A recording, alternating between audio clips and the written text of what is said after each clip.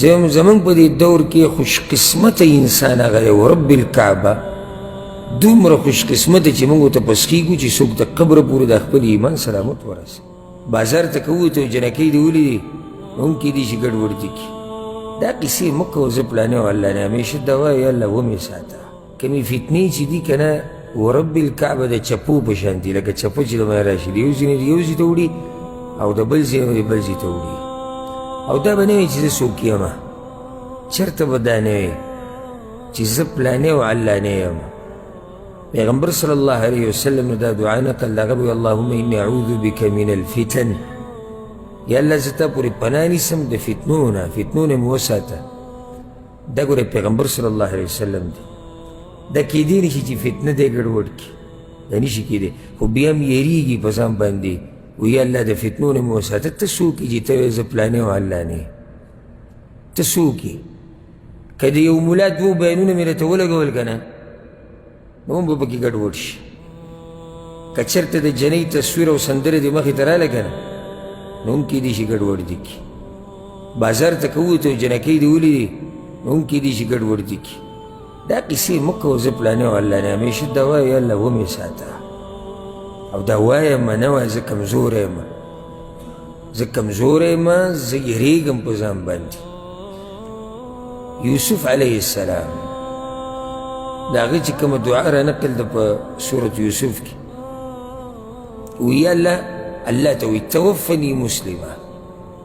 ما په داسې حال کې مړ کړه چې زه مسلمان یم دا یوسف علیه السلام دی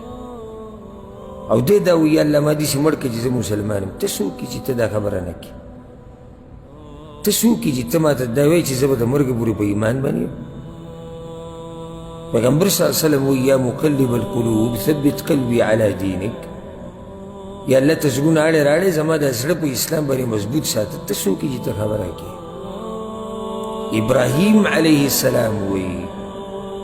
رب جنوبني وبني ان نعبد الاصنام یا الله ما او زما بچي د بوتانو د عبادت نه ساته ته څوک یې چې ته وایې زه څوک یم په دې دور کې د الله په توفیق سره دا هغه سړي ایمان محفوظ دی چې اول خو یېرېږي په ځان باندې او دا چې یېرېږي نو دی به کوشش کوي د ایمان د ساتلو ځکه چې تاسو ته هم یېرېږي چې ویرېدې خبره برابر شو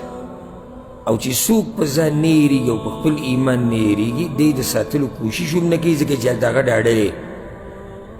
او که ایمان یې ګډوډ شي مني نه چې زما ایمان ګډوډ شوی دی نو د ایمان د ساتلو یو طریقه دا ده چې ته به په ایمان باندې یېرېږي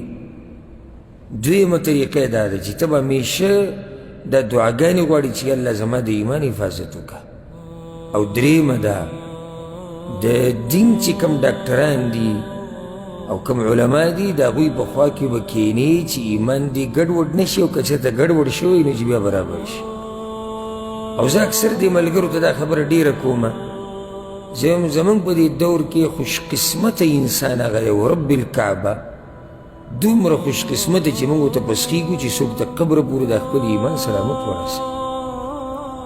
دی قبر ته لاړ شي او دی په کلمه د لا اله الا الله باندې د ایمان دی قبر ته ورسي او د پیغمبر تابعداري کوله دی قبر ته ورسي او الله یې د فتنو نه وساتي نور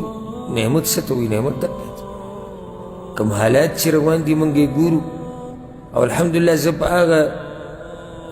مولیانو کې نه یم چې ځان د څه نه خبروم بلکې د هر څه نه ځان خبروم کوشش کوم او چې کله تر دې نه خبر شي چې دنیا کې څه روان دي او څه کېږي نو خپل خلک خپل کشران خپل ملګري خپل وروڼه به تي وساتي او هغوی ته به ووایي چې دا کار مه کوئ دا کوئ خو چې ته صرف په جومات کې او کمره کې او مدرسه کې ناست او دنیا د حالاتو نه خبر هم نه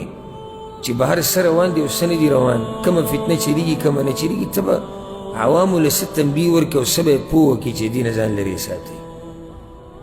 نو په دې دور کې خصوصا د علم زده کولو ته